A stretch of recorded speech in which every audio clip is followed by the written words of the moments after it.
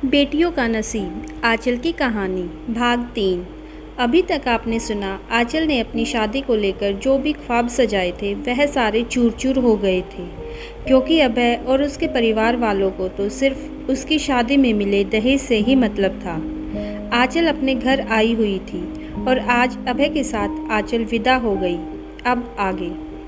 आज आंचल का दिल भर आया था। मन कर रहा था कि सबसे गले लगकर खूब रोए, इतने आंसू बहाए कि सब कुछ खत्म हो जाए और वह हमेशा के लिए यही रह जाए। उसका दिल बागी हो रहा था, पर अब वह एक ब्याहता औरत थी, एक कुंवारी लड़की नहीं। उसकी पहचान बदल चुकी थी। अब उसे सब अभय के नाम से ही पहचानते हैं, और अगर वह अपने पति से रिश्ता तोड़ेगी तो उसकी हैसियत समाज के सामने 2 टके की रह जाएगी। वह कितनी मजबूर और बेबस हो गई थी। वापसी पर अभय बहुत खुश था। आंचल से इधर उधर की बातें करने में लगा था और वह अपने मन में डर रही थी कि अभी अपने सवाल पर आ जाएंगे, और आखिर उसका डर सामने आ ही गया। अभय ने अचानक से पूछा, अपने पापा से गाड़ी की बात की थी? जी, वह मैं बोलो, मुझे याद नहीं रहा, अभय ने बहुत कड़क लहजे में कहा। कमाल है, मैंने तुम्हें रात में फ़ोन करके याद दिलाया, फिर भी तुम कैसे भूल गई? अभय गुस्से से आंचल से बोल रहा था। ऐसा लग रहा था कि अभी थोड़ी देर पहले प्यार से बोलने वाला यह नहीं कोई और ही इंसान था। आंचल ने चुप रहना ही बेहतर समझा। जब दोनों घर पहुँचे तो बहुत सारे मेहमान अभी भी मौजूद थे। वह वहीं बरामदे में बैठ गई। पता नहीं क्यों अपने कमरे में जाने का उसका दिल नहीं किया। आंचल ऐसे बैठी थी जैसे सब कुछ हार कर आई हो। गहरी थकान और उदासी उसके पूरे वजूद में समाई थी। उसकी खूबसूरत आंखों में ठहरे हुए आंसुओं की गहराई का अंदाज़ा किसी को भी नहीं था। उसके होठों पर सजी हुई जख्मी मुस्कुराहट के पीछे छिपे दुख को कौन जान सकता था। खाना खाकर वह अपने कमरे में आई तो अभय उसके पीछे पीछे चले आए, वह भी बहुत खुश और हंसते हुए। वह आंचल को देखकर बोले, इतनी उदास क्यों हो? अभय ने उसके बालों में उंगली फेरते हुए कहा, मेरे सर में बहुत दर्द है। आंचल आंखें चुराकर बोली। लेकिन सिर क्या, आंचल का तो पूरा वजूद दुख रहा था। दूध के साथ कोई गोली ले लो, अभय ने चिंता जताई। आंचल का दिल किया कह दे कि ऐसी गोली दे दो जिसे खाकर मैं हमेशा के लिए सो जाऊं, पर बोली नहीं। सो जाऊंगी तो खुद ब खुद ठीक हो जाएगा। क्यों, रात भर जाग रही थी? उसका दिल किया कि कह दे। नींद ने उसे अपनी गोद में लेकर बहुत जल्द सारी तकलीफ दे सोचों से आज़ाद कर दिया था, पर वह धीरे से मुस्कुराकर बोली, नहीं तो। फिर क्या बात है? कोई बात नहीं। उसने बात ख़त्म की और कपड़े लेकर ड्रेसिंग रूम में चली गई, लेकिन वह सारी रात सो न सकी। अभय उसके मूड की परवाह किए बगैर खुद बेफिक्र होकर गहरी नींद सो गया और वह सारी रात आंसू बहाती रही।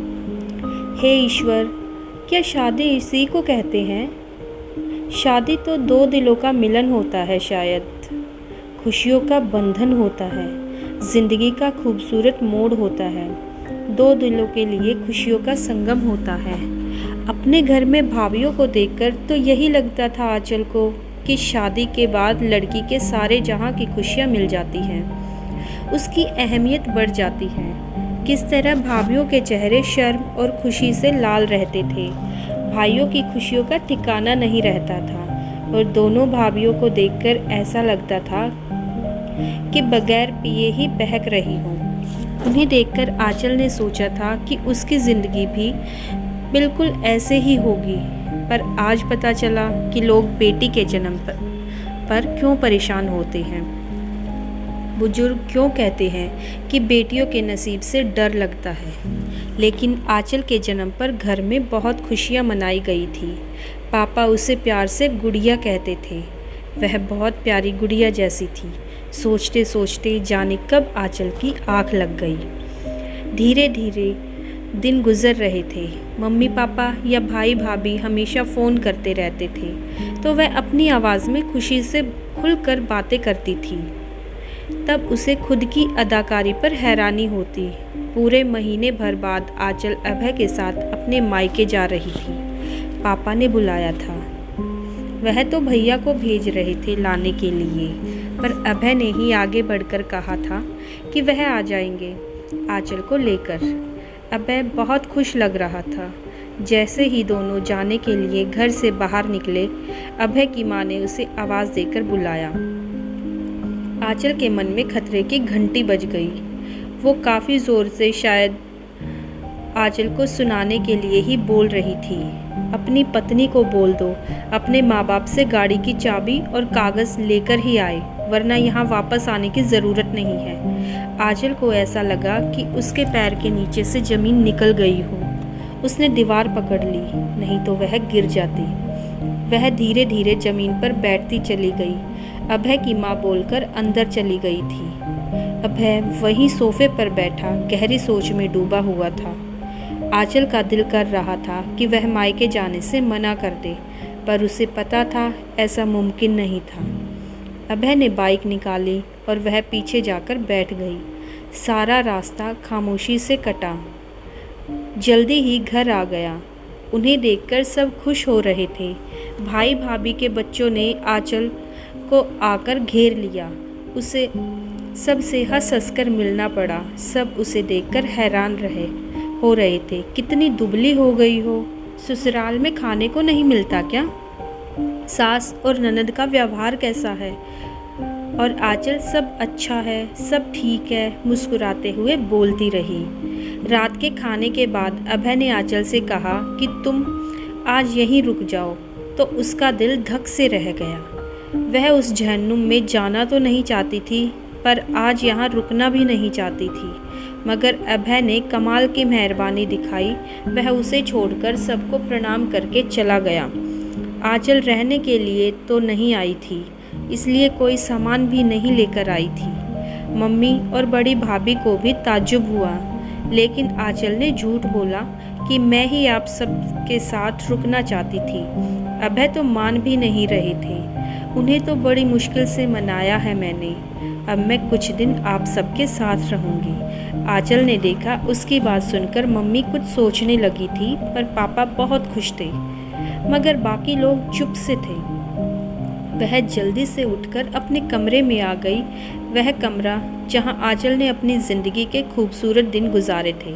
अपने बिस्तर पर गिरकर वो रोने लगी। तभी वह चौंकी जब कमरे में दाखिल होकर किसी ने दरवाज़ा बंद कर लिया। अपनी आंसू भरी आंखों को उसने खोलकर देखा। बड़ी भाभी उसके लिए दूध लेकर आई थी। आंचल, रो क्यों रही हो? क्या बात है? सब ठीक तो है? अभय से झगड़ा तो नहीं हो गया? भाभी हैरान होकर सवाल किए जा रही थी। नहीं भाभी, आप आइए ना, बैठिए।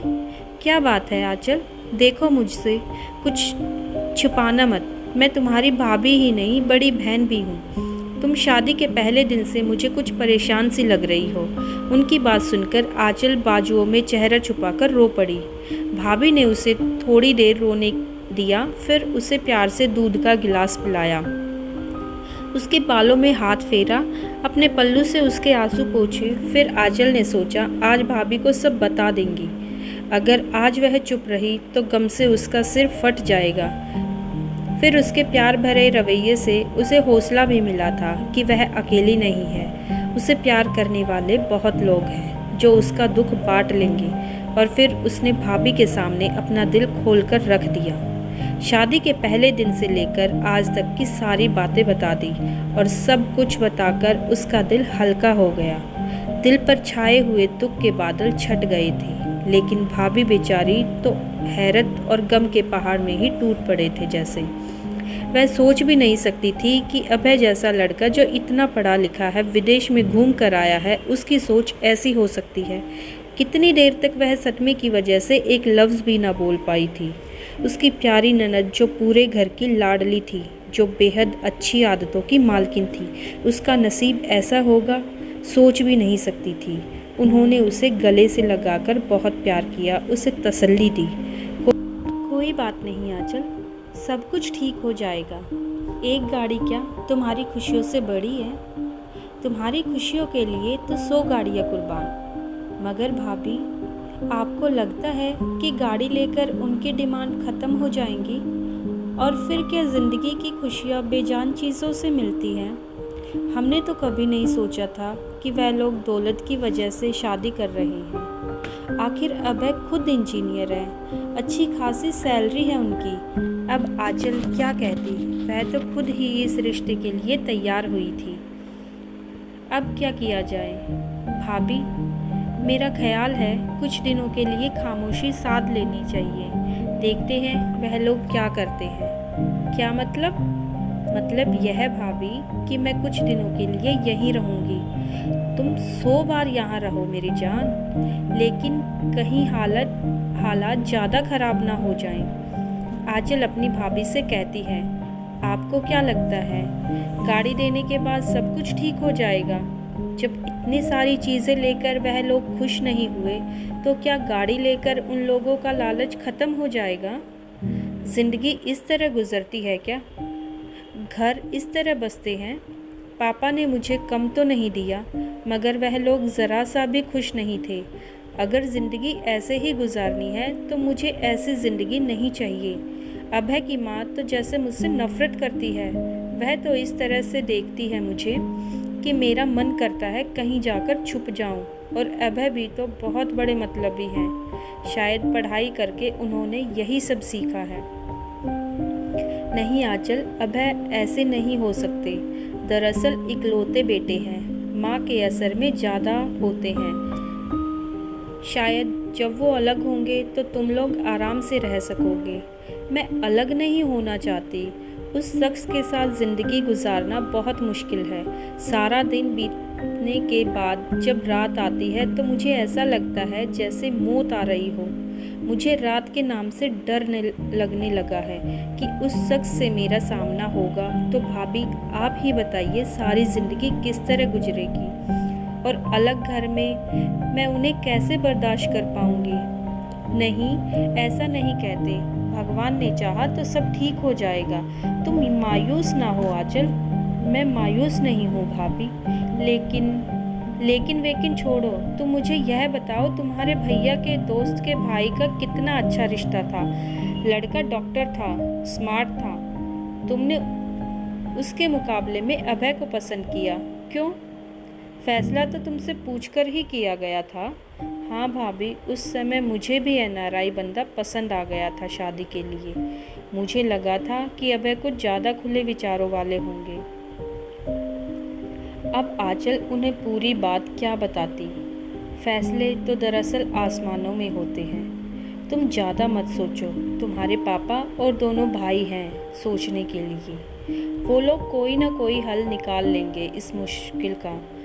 तुमने ठीक ही कहा है, कुछ दिन वाकई चुप रहते हैं। गाड़ी तो वैसे भी खरीदी हुई है, बस रजिस्ट्रेशन वगैरह की फॉर्मेलिटी बाकी है।